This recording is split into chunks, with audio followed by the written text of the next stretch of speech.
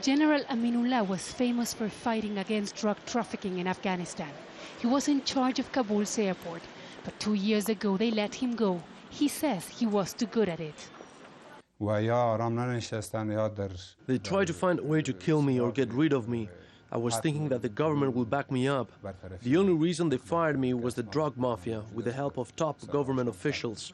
Aminullah proudly shows us some of his videos, proof of the amount of heroin he captured while he was in charge, in the form of capsules in people's stomachs, hidden in between their clothes, in their shoes, and even in carpets.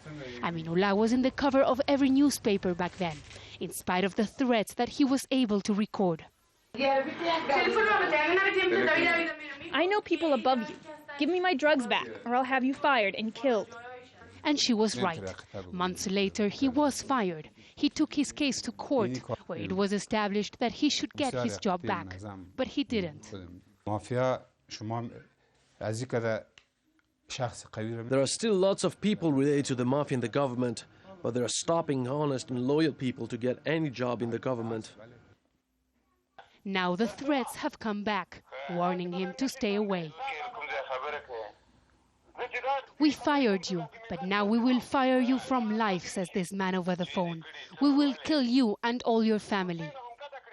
UN data shows that poppy cultivation shrunk by 19%. But Western officials told us that the government is not willing to go after the big drug barons who control part of the business. In the last years, luxurious houses like this ones that you can see behind me have flourished here in Kabul. People refer to them as the poppy palaces. They say its owners are involved in the drug business, and they have become untouchable.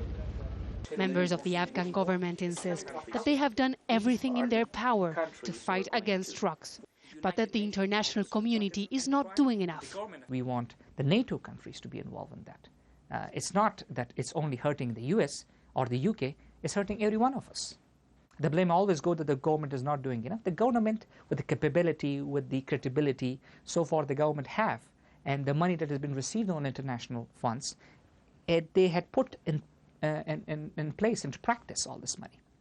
Aminullah hopes that a change in the US administration will also bring about change in Afghanistan's power structure, where the drug lords do not live in fancy palaces, but behind bars.